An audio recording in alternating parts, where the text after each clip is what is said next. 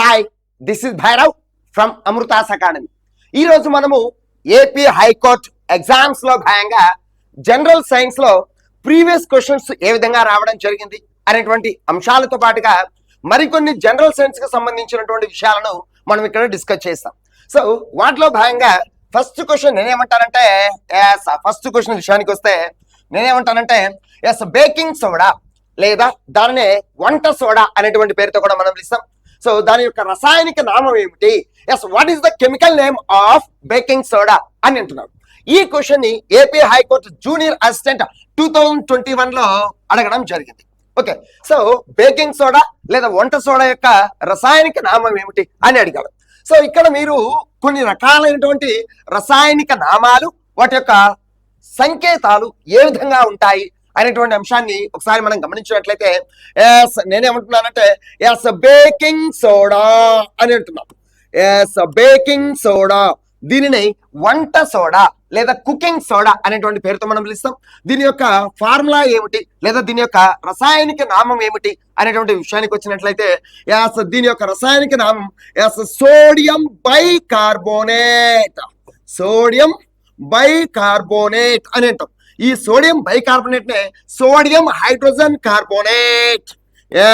Sodium hydrogen carbonate, sodium hydrogen carbonate అనేటువంటి పేరుతో మనం పిలుస్తూ ఉంటాం. అయితే దీని యొక్క ఫార్ములా ఏమిటి అంటే NaHCO3. ఈ NaHCO3 నే మనం సోడియం బైకార్బోనేట్ లేదా సోడియం హైడ్రోజన్ కార్బోనేట్ అని అంటాం. ఈ సోడియం బైకార్బోనేట్ లేదా సోడియం హైడ్రోజన్ కార్బోనేట్ ని మనం సాధారణంగా వంట సోడా అనేటువంటి పేరుతో మనం పిలుస్తూ ఉంటాం. నెక్స్ట్ అనదర్ వన్ నేనేమంటానంటే వాషింగ్ సోడా లేదా ఉతికే సోడా అంటే ఏంటి అని అంటే వాషింగ్ సోడా, దానికి ఇంకొక పేరు ఏం పేరంటే ఉతికే సోడా. దానినే బట్టల సోడా అనేటువంటి పేరుతో కూడా పిలుస్తూ ఉంటారు. అయితే ఆ బట్టల సోడా యొక్క రసాయనిక నామం ఏమిటి అంటే సోడియం కార్బోనేట్. సోడియం కార్బోనేట్ అంటూ ఉంటాం.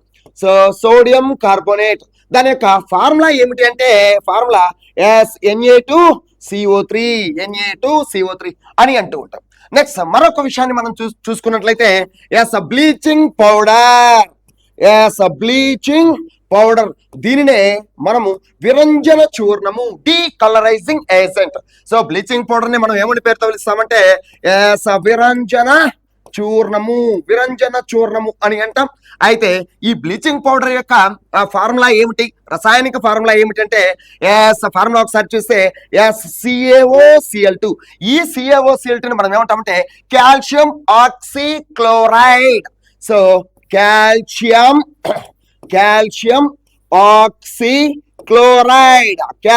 ఆక్సీక్లోరైడ్ అని అంటాం. నెక్స్ట్ అదే విధంగా ప్లాస్టర్ ఆఫ్ ప్యారిస్, POP. ఈ POP ని ఏమంటామంటే ప్లాస్టర్ ఆఫ్ ప్యారిస్ అని అంటాం. ఈ POP యొక్క ఫార్ములా ఏమిటి అంటే ఫార్ములా CaSO4 ఆఫ్ H2O. ఈ CaSO4 ఆఫ్ H2O ను మనం సాధారణంగా ప్లాస్టర్ ఆఫ్ ప్యారిస్ అంటాం. అయితే ఈ ప్లాస్టర్ ఆఫ్ ప్యారిస్ ను రసాయనికంగా calcium sulphate hemihydrate. So calcium sulphate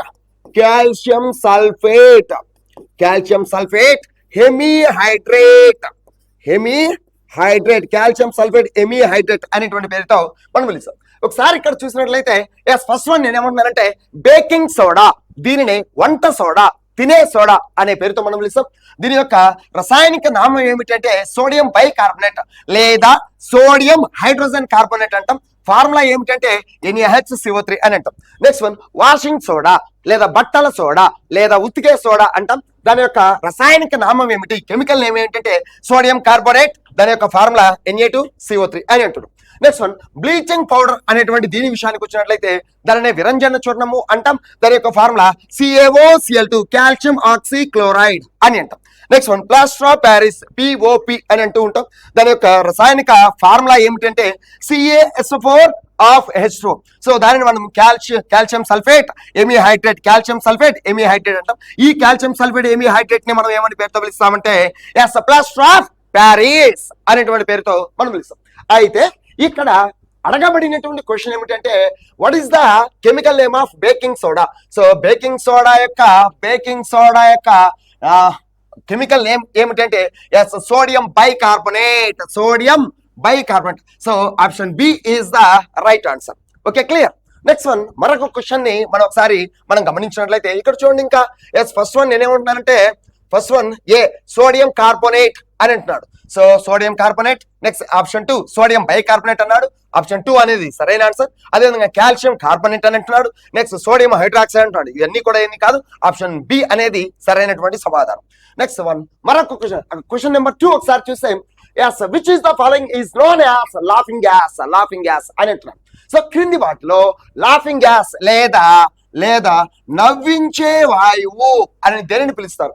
ఈ క్వశ్చన్ ని ఏపీ హైకోర్టు ఆఫీసు సబార్డినేట్ 2022లో అడగడం జరిగింది అని అంటున్నాను. అయితే ఇక్కడ ఇవ్వబడినటువంటి ఆప్షన్స్ ఒకసారి మనం చూస్తే is first one nitric oxide, is second one is nitrous oxide, next option C is nitrogen dioxide, option D is carbon monoxide అని 4 ఆప్షన్లు ఇవ్వడం జరిగింది. ఇక్కడ నేనేమంటానంటే ఒక విషయాన్ని మీరు గమనించాలి. అది ఏమిటి అంటే నత్రజని వాయువు యొక్క ఆక్సైడ్లు, దానినే ఆక్సైడ్స్ ఆఫ్ నైట్రోజన్ అనేటువంటి పేరుతో మనం పిలుస్తాం. సో నత్రజని వాయువు యొక్క నత్రజని అంటే నైట్రోజన్, నత్రజని వాయువు యొక్క ఆక్సైడ్లు వీటిని ఇంగ్లీష్ లో మనం ఏమంటామంటే ఎస్ ఆక్సైడ్స్ ఆఫ్ నైట్రోజన్ అని అంటాం. ఈ ఆక్సైడ్స్ ఆఫ్ నైట్రోజన్ ఏంటివి అనేది ఒకసారి మనం గమనించినట్లయితే ఎస్ ఫస్ట్ వన్ నేను ఏమంటానంటే ఎస్ సో NO, అదేవిధంగా N2O, అదేవిధంగా SNO2 అని అంటాం. ఈ NOను మనం ఏమన్నా పేరుతో పిలుస్తామంటే nitric oxide. Yes nitric oxide అని అంటాం. N2O దీన్ని ఏమంటామంటే ఎస్ నైట్రస్ ఆక్సైడ్ అంటాం. NO2 దీనిని నైట్రోజన్ డయాక్సైడ్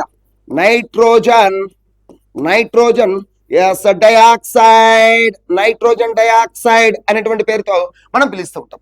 అయితే వాడు ఏమన్నాడు ఇక్కడ ఈ క్రింది వాటిలో లాఫింగ్ గ్యాస్ అని దేన్ని పిలుస్తారంటే ఎస్ N2O నైట్రస్ ఆక్సైడ్. దీనినే మనం ఏమని పేరుతో పిలుస్తామంటే డెఫినెట్ గా దీనిని నైట్రస్ ఆక్సైడ్. సో దీనిని లాఫింగ్ గ్యాస్ అనేటువంటి పేరుతో మనం పిలుస్తాం. అయితే ఇక లాఫింగ్ గ్యాస్ అనేది is nitrous oxide, option B is the right answer. Nitrous oxide నే లాఫింగ్ గ్యాస్ అనేటువంటి పేరుతో మనం ఇక్కడ పిలవడం జరుగుతుంది అని అంటున్నాం. నెక్స్ట్ వన్ నేనేమంటానంటే ఎస్ ఆప్షన్ 3 ప్రకృతిలో లభించే కార్బన్ యొక్క స్వచ్ఛమైన రూపం ఏది? Is what is the purest form of carbon found in nature? Is ఈ క్వశ్చన్ ని ఏపీ హైకోర్టు టైపిస్ట్ 2021లో అడగడం జరిగింది అని అంటున్నాం. వాస్తవానికి కార్బన్ అని అంటున్నాం. అయితే ఈ కార్బన్ యొక్క రూపాంతరాలు, so electrons of carbon, so carbon యొక్క రూపాంతరాలు ఏమేమి ఉంటాయి అనేది ఒకసారి మనం గమనించినట్లయితే ఎస్ ఆ కార్బన్ యొక్క రూపాంతరాలు ఏముంటాయి అనేది ఒకసారి చూస్తే నేనేమంటానంటే ఇక్కడ మనం గమనించినట్లయితే ఎస్ డైమండ్, అదేవిధంగా yes graphite, next one yes buckminster పుల్లరీన్,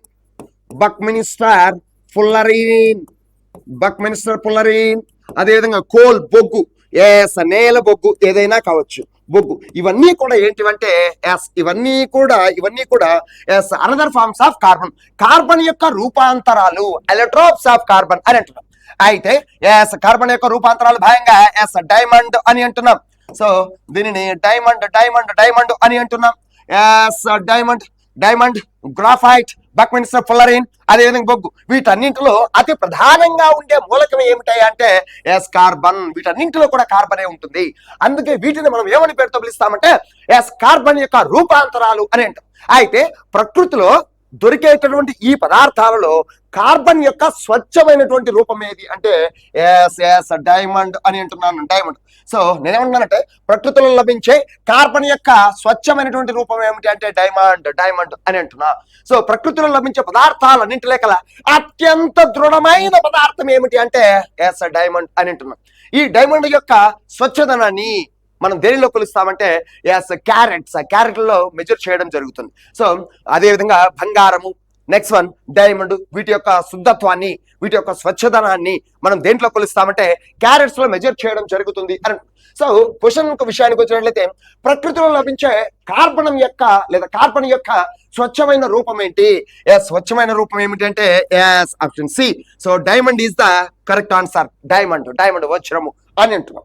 next one మరొక క్వశ్చన్ మనం చూసినట్లయితే which metal is in a liquid state at room temperature? గది ఉష్ణోగ్రత వద్ద ద్రవ రూపంలో ఉండే లోహం ఏది?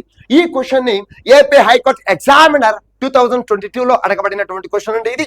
సో ఇక్కడ మనం ఒకసారి గమనించినట్లయితే నేనేమంటానంటే ఇక్కడ చూడండి, మూలకాలు ఎలిమెంట్స్ అనేటువంటి పేరుతో మనం పిలుస్తాం. మూలకాలు వీటినే ఎలిమెంట్స్ అంటాం. ఈ మూలకాలను వాటి యొక్క స్థితుల ఆధారంగా, అంటే అవి సాలిడ్ స్టేట్ లో ఉన్నాయా, అదేవిధంగా లిక్విడ్ స్టేట్ లో ఉన్నాయా, అదేవిధంగా గ్యాసియస్ స్టేట్ లో ఉన్నాయా అనేటువంటి అంశాన్ని ఆధారంగా ఆ మూలకాలను, ఆ ఎలిమెంట్స్ ని మనం 3 రకాలుగా వర్గీకరణ చేస్తాం. ఫస్ట్ వన్ ఏమన్నానంటే సాలిడ్ స్టేట్, ఘన స్థితి. రెండవది ఏమిటంటే ద్రవ స్థితి, లిక్విడ్ స్టేట్, ద్రవ స్థితి అని అంటున్నాం. నెక్స్ట్ అదే విధంగా మూడవది ఏమిటి అంటే వాయు స్థితి, గ్యాసియస్ స్టేట్ అంటూ ఉంటాం. సో ఈ మూలకాలలో ఘన స్థితిలో సాధారణంగా అధిక శాతం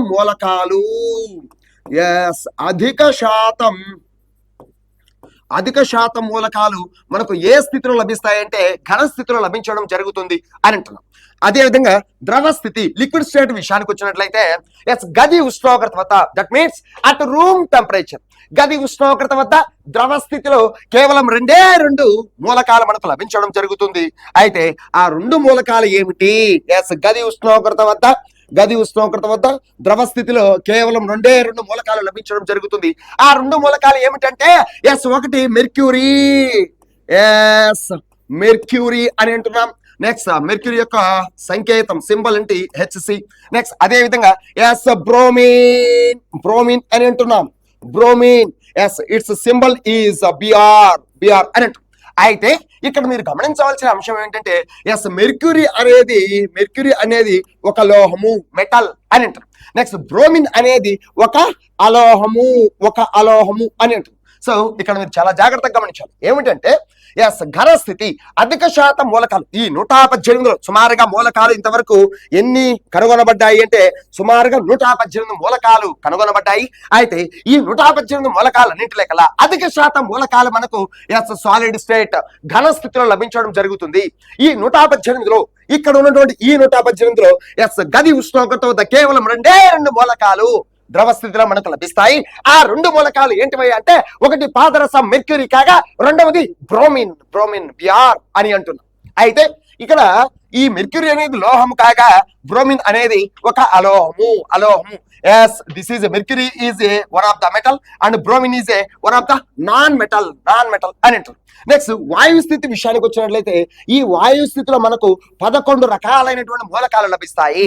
ఆ 11 రకాలైనటువంటి మూలకాలు ఏమిటి అని అంటే హైడ్రోజన్, అదేవిధంగా ఆక్సిజన్, అదేవిధంగా నైట్రోజన్, నెక్స్ట్ క్లోరిన్, అదేవిధంగా fluorine, next one helium, neon, అదేవిధంగా ఆర్గాన్, క్రిప్టాన్, అదేవిధంగా క్సినాన్, రేడన్. సో ఇక్కడ helium, neon, argon, krypton, xenon, radon వీటిని మనం ఏమని పేరుతో పిలుస్తామంటే నోబుల్ గ్యాసెస్, నోబుల్ వాయువులు లేదా ఉత్కృష్ట వాయువులు లేదా జడ వాయువులు నోబుల్ గ్యాసెస్ అనేటువంటి పేరుతో మనం పిలుస్తాం. సో వాయు స్థితిలో 11 రకాలైనటువంటి మూలకాలు hydrogen, oxygen, nitrogen, chlorine, fluorine, helium, neon, argon, krypton, క్సినాన్, radon. Next అదేవిధంగా ద్రవ స్థితిలో కేవలం 2 మాత్రమే. సో గది ఉష్ణోగ్రత వద్ద 2 మూలకాలు మాత్రమే ద్రవ స్థితిలో లభిస్తాయి. వాయు స్థితిలో 11, నెక్స్ట్ ద్రవ స్థితిలో 2. ఇవి తప్ప మిగిలిన మూలకాలన్నీ కూడా ఘన స్థితిలో మనకు లభించడం జరుగుతుంది అని అంటూ ఉన్నాను. Okay, clear. అయితే ఇక్కడ అడిగినటువంటి క్వశ్చన్ ఏంటంటే గది ఉష్ణోగ్రత వద్ద ద్రవ రూపంలో ఉండే లోహం ఏమిటి అని అడిగారు. సో గది ఉష్ణోగ్రత వద్ద ద్రవ స్థితిలో లభించేటువంటి లోహం ఏమిటి అంటే ఎస్ మెర్క్యూరీ పాదరసము. సో ఇక్కడ ఆప్షన్స్ ఏమి ఇచ్చాడంటే ఎస్ ఫస్ట్ వన్ ఈ సోడియం అని ఇచ్చాడు. మీరు సోడియం దగ్గర ఏం గుర్తుపెట్టుకోవాలి అంటే ఈ సోడియం మరియు పొటాషియం అనబడేటటువంటి లోహాలను సోడియం మరియు potassium it's symbol is K.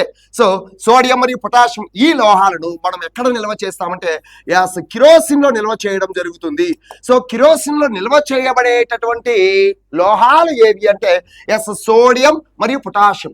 Next అదే విధంగా మెర్క్యూరీ విషయానికి వచ్చినట్లయితే ద్రవ స్థితిలో లభించే ఏకైక లోహం ఏమిటంటే మెర్క్యూరీ పాదరసము అని అంటారు. నెక్స్ట్ గాలియం అని అంటారు.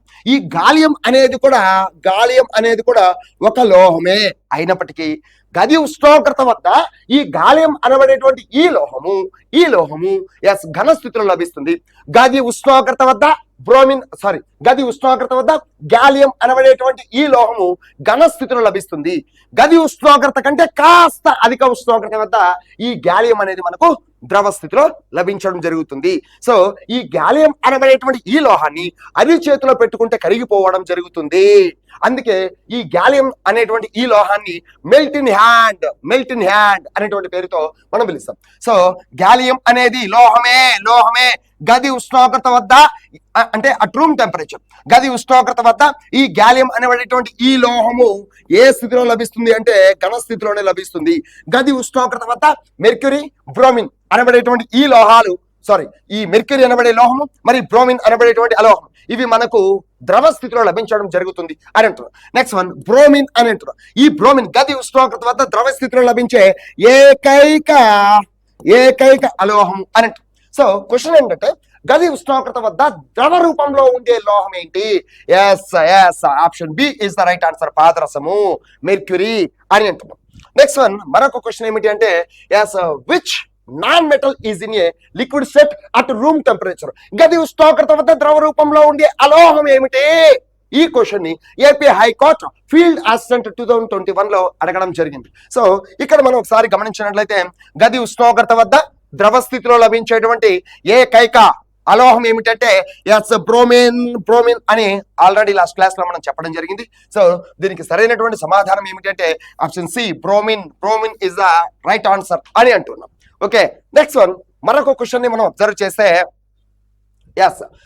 వాట్ ఈస్ డ్రై ఐస్ దాన్ని తెలుగులో పొడి మంచు అనగానేమి అనేటువంటి పేరుతో మనం పిలుస్తాం. ఇక్కడ పొడి మంచు అంటే ఏంటంటే ముఖ్యంగా ఇక్కడ మనము కొన్ని అంశాలను మనం డిస్కస్ చేయాలి. అదేంటంటే CO2 కార్బన్ డైఆక్సైడ్ గురించి మనం డిస్కస్ చేయాలి. సో ఈ కార్బన్ డైఆక్సైడ్ గురించి మనం మాట్లాడుకున్నట్లయితే నేనేమంటానంటే భూతాపము లేదా global warming. So global warming ఏదైతే ఉందో లేదా గ్రీన్ హౌస్ ఎఫెక్ట్ ఏదైతే ఉందో దానికి ప్రధాన కారణమైన వాయువు ఏంటంటే ఈ కార్బన్ డైఆక్సైడ్. సో భూతాపము లేదా గ్లోబల్ వార్మింగ్ ఏదైతే ఉన్నదో ఆ గ్లోబల్ వార్మింగ్ కి ప్రధాన కారణమైన వాయువు ఏంటంటే ఈ కార్బన్ డైఆక్సైడే. సో ఘన స్థితిలో ఉన్నటువంటి ఘన స్థితిలో ఉన్నటువంటి కార్బన్ డైఆక్సైడ్ ను మనం ఏమని పేరుతో పిలుస్తామంటే డ్రై ఐస్. ఏమంటాం? పొడి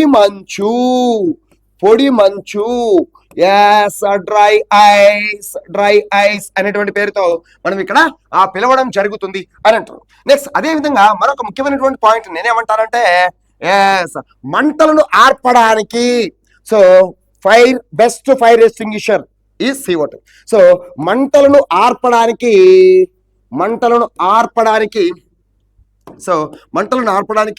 ఉపయోగించే అత్యుత్తమ పదార్థం ఏమిటంటే ఈ కార్బన్ డైఆక్సైడ్ అని అంటున్నాం.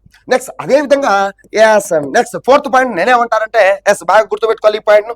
సోడియం బైకార్బోనేట్ దాన్ని వంట సోడా లేదా బేకింగ్ సోడా అనేటువంటి పేరుతో మనం పిలుస్తాం. సో బేకింగ్ సోడా ఏదైతే ఉందో ఆ బేకింగ్ సోడాను నీటిలో కలిపినా లేదా వేడి చేసిన, నీటిలో కలిపిన లేదా వేడి చేసిన విడుదలయ్యే వాయువు ఏమిటంటే is carbon dioxide. So baking soda లేదా వంట సోడా దానిని నీటిలో కలిపినా లేదా వేడి చేసినా ఏ వాయువు విడుదలవుతుంది అంటే కార్బన్ డైఆక్సైడ్ వాయువు విడుదలవుతుంది. ఈ కార్బన్ డైఆక్సైడ్ ఈ వాయువే దోశకు మరియు బ్రెడ్ కు రంధ్రాలు ఏర్పడటానికి కారణమవుతుంది. ఎస్ దోశకు కానివ్వండి, అదేవిధంగా మనకు బేకరీలో దొరికేటువంటి బ్రెడ్ కు కానివ్వండి, వాటికి రంధ్రాలు ఏర్పడటానికి కారణమైన వాయువు ఏమిటంటే కార్బన్ డైఆక్సైడే అని అంటున్నాం. నెక్స్ట్ మనం ఇక్కడ క్వశ్చన్ చూస్తే డ్రై ఐస్ పొడి మంచు అనగానేమి? ఎస్ ఘన రూపంలోని నీరు కాదు. నెక్స్ట్ వన్ ఎస్ ఘన కార్బన్ డైఆక్సైడ్, ఘన స్థితిలో ఉన్నటువంటి కార్బన్ డైఆక్సైడ్ నే మనం ఏమని పేరుతో పిలుస్తామంటే డ్రై ఐస్, పొడి మంచు అనేటువంటి పేరుతో మనం పిలుస్తాం. ఈ ఘన కార్బన్ డైఆక్సైడ్ ఏదైతే ఉన్నదో, డ్రై ఐస్ అనేది ఏదైతే ఉన్నదో అది ఉత్పతనం చెందుతుంది అంటే సబ్లిమేషన్ అవుతుంది అని అంటున్నాం. సబ్లిమేషన్ అంటే ఏమిటి అని అంటే నేనేమంటానంటే సాధారణంగా పదార్థాలు అనేటివి ఘన స్థితి నుంచి ఎక్కడికి వస్తాయంటే ద్రవ స్థితి నుంచి వాయు స్థితికి రావడం జరుగుతుంది. కానీ ఈ డ్రై ఐస్ పొడి మంచు అనేది ఏదైతే ఉందో ఘన స్థితి నుంచి నేరుగా వాయు స్థితికి మారుతుంది. ఈ విధంగా పదార్థాలు అనేటివి ఘన స్థితి నుంచి నేరుగా వాయు స్థితికి మధ్యలో ద్రవ స్థితికి చేరకుండానే మారడాన్ని మనం ఏమంటామంటే ఎస్ ఉత్పతనము సబ్లిమేషన్ అనేటువంటి పేరుతో మనం ఇక్కడ పిలుస్తాము అని అంటున్నాం. నెక్స్ట్ మరొక క్వశ్చన్ మనం చూస్తే yes which acid is commonly used in car batteries. So car బ్యాటరీలలో సాధారణంగా ఏ ఆమ్లాన్ని ఉపయోగిస్తారు? ఈ question AP high court junior assistant 2022లో భాగంగా అడగడం జరిగింది అని అంటున్నాం. సో కార్ బ్యాటరీస్ లో సాధారణంగా ఏ ఆమ్లాన్ని ఉపయోగిస్తారు అంటే సల్ఫ్యూరిక్ యాసిడ్ దీని యొక్క సంకేతం ఏమిటంటే H2SO4 ని ఉపయోగించడం జరుగుతుంది. ఈ సల్ఫ్యూరిక్ యాసిడ్ నే సల్ఫ్యూరిక్ యాసిడ్ దాని యొక్క ఫార్ములా H2SO4 అని అంటున్నాం. ఓకేనా? ఈ సల్ఫ్యూరిక్ యాసిడ్ ని మనం ఏమంటాం అంటే కింగ్ ఆఫ్ ఆల్ కెమికల్స్.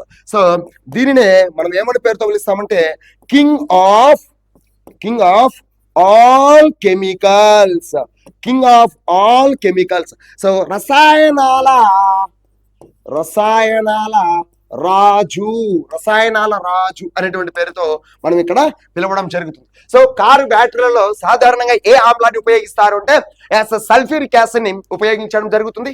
ఈ సల్ఫ్యూరిక్ యాసిడ్ ని మనం ఏమని పేరుతో పిలుస్తామంటే king of all chemicals. So రసాయనాల రాజు అనేటువంటి పేరుతో మనం ఇక్కడ పిలుస్తూ ఉంటాం. నెక్స్ట్ మరొక క్వశ్చన్ నెంబర్ 8 అని అంటున్నాం. Which of the following is commonly known as heavy water. So క్రింది వాటిలో భారజలము అని దేనిని పిలుస్తారు? ఈ క్వశ్చన్ ని ఏపీ హైకోర్టు ఆఫీస్ సబార్డినేట్ 2021లో భాగంగా అడగడం జరిగింది అని అంటున్నాం. ఒకసారి భారజలం గురించి మనం మాట్లాడితే భారజలము దీనిని హెవీ వాటర్, సో భారజలము అని అంటున్నాం. సో భారజలం హెవీ వాటర్ అని అంటున్నాం. సో దీనినే D2O దాని యొక్క ఫార్ములా ఏమిటి అంటే D2O డ్యూటీరియం ఆక్సైడ్ అనే పేరుతో పిలుస్తారు. అదే విధంగా మరొకటి పేరుతో కూడా మనం పిలుస్తాం. సో ఇక్కడ మనం ఒకసారి చూసినట్లయితే ఈ భారజలము అని అంటారు. ఈ భారజలాన్ని సాధారణంగా ఎందుకు ఉపయోగిస్తారు అని చూస్తే న్యూక్లియర్ రియాక్టర్ దానినే అణు రియాక్టరు అనేటువంటి పేరుతో మనం పిలుస్తాం. ఈ అణు రియాక్టర్లో శీతలీకరణి అనగా కూలెంట్ గా ఉపయోగించడం జరుగుతుంది. సో అణు రియాక్టర్ల యందు ఈ భారజలాన్ని శీతలీకరణగా ఉపయోగించడం జరుగుతుంది అని అంటున్నాం. సాధారణంగా దీన్ని ఎక్కడి నుంచి తయారు చేస్తారంటే హైడ్రోజన్ కు 3 ఐసోటోపులు ఉంటాయి. సో హైడ్రోజన్ యొక్క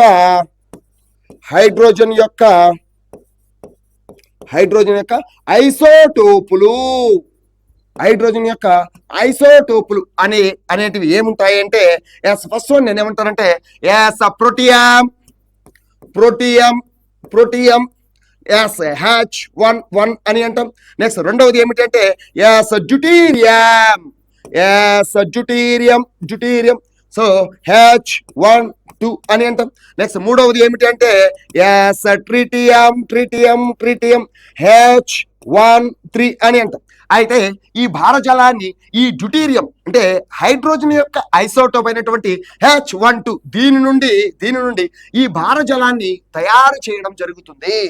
ఈ భారజలం యొక్క ఫార్ములా ఏమిటంటే D2O. దీనినే అనగా భారజలాన్ని రసాయనికంగా ఏమని పేరుతో పిలుస్తామంటే yes deuterium oxide. Yes deuterium oxide, deuterium oxide అనేటువంటి పేరుతో మనం పిలవడం జరుగుతుంది. అయితే ఈ భారజలం యొక్క కర్మాగారాన్ని మన భారతదేశంలో మొట్టమొదటిసారిగా మన దేశంలో మొదటిసారిగా 1962లో 1962వ సంవత్సరంలో ఎస్ నంగల్ పంజాబ్ వద్ద నెలకొల్పడం జరిగింది. మన దేశంలో భారజలం యొక్క మొదటి కర్మాగారాన్ని ఎక్కడ నెలకొల్పడం జరిగినది అని అంటే is Nangal Punjab in the year of 1962 అని అంటున్నాం. దీనిని ఎందుకు ఉపయోగిస్తారంటే న్యూక్లియర్ రియాక్టర్లలో శీతలీకరణగా ఉపయోగించడం జరుగుతుంది అని అంటున్నాం. దీనిని హైడ్రోజన్ యొక్క ఐసోటోప్ అయినటువంటి డ్యూటీరియం H12 నుంచి తయారు చేస్తారు. దీని యొక్క ఫార్ములా ఏమిటి అంటే D2O. దీని యొక్క రసాయనిక నామం డ్యూటీరియం ఆక్సైడ్. ఈ భారజలాన్ని మొదటగా కనుగొన్నది ఎవరంటే ఎస్ హెరాల్డ్ యూరే. భారజలాన్ని కనుగొన్నటువంటి శాస్త్రవేత్త ఎవరు అంటే యూరే అని అంటున్నాం.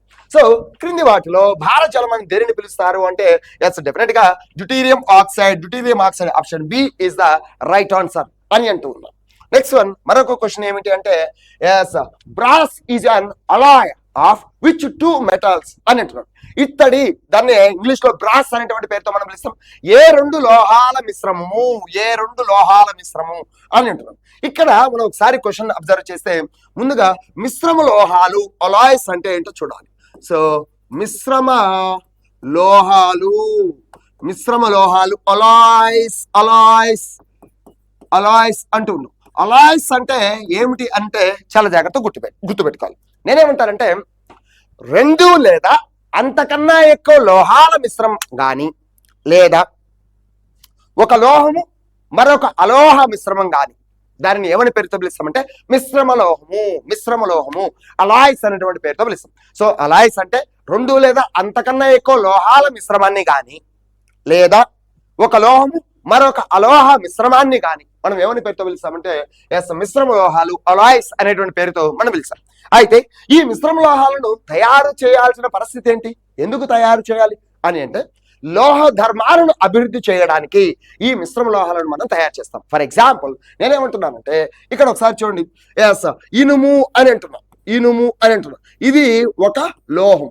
ఈ ఇనుముకు ఎలాంటి స్వభావం ఉంటుంది అంటే ఎస్ ఇనుముకు తుప్పు పట్టేటువంటి రస్ట్ అయ్యేటువంటి స్వభావం కలిగి ఉంటుంది ఇనుము. అదే ఆ ఇనుముకు కొద్దిగా నికెల్, అదేవిధంగా క్రోమియం ఇలాంటి మిశ్రమాలను, ఇలాంటి లోహాలను మనం చేర్చినట్లయితే ఆ ఏర్పడిన మిశ్రమం ఏదైతే ఉన్నదో అది తుప్పు పట్టదు. అనగా లోహ ధర్మాలను అభివృద్ధి చేయడానికి మనం వేటిని తయారు చేస్తాము అంటే మిశ్రమ లోహాలను తయారు చేయడం జరుగుతుంది అని అంటున్నాం. అయితే ఇక్కడ మనం కొన్ని మిశ్రమ లోహాల గురించి మనం మాట్లాడుకోవాలి. ఫస్ట్ వన్ నేనేమంటానంటే స్టీల్ అని అంటున్నాను. ఈ స్టీల్ యొక్క మిశ్రమ లోహం ఏమిటంటే is iron. Next one is carbon, is manganese. Mn means manganese అని అంటున్నాం. నెక్స్ట్ రెండవది ఏమిటంటే ఎస్ స్టెయిన్లెస్ స్టీల్ అని అంటున్నాం. స్టెయిన్లెస్ స్టీల్ అంటే is iron plus carbon plus is nickel plus chromium plus manganese అని అంటున్నాం.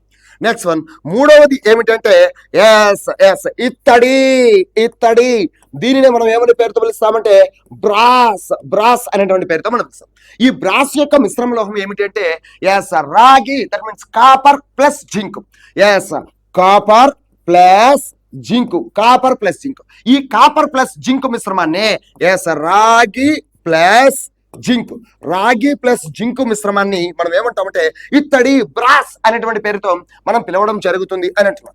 నాలుగవది ఏమిటంటే కంచు, దాన్ని దాన్ని మనం ఏమైనా పేరుతో పిలుస్తామంటే బ్రాంచ్ అనేటువంటి పేరుతో పిలుస్తాం. దీని యొక్క మిశ్రమ లోహం ఏమిటి అంటే కాపర్ ప్లస్ తగరము. SN స్టానస్. సో తగరం యొక్క సంకేతం SN. ఆ తగరాన్ని ఇక్కడ గుర్తుపెట్టుకోండి. సో తగరము అని అంటున్నాం. ఎస్, ఒకసారి మనం ఇక్కడ గమనించినట్లయితే నేనేమంటున్నానంటే ఎస్ తగరము తగరము తగరం. ఈ తగరాన్ని మనం ఇంకొక పేరుతో కూడా పిలుస్తాం. అది ఏమిటంటే ఎస్ టిన్ అనేటువంటి పేరుతో కూడా పిలుస్తాం.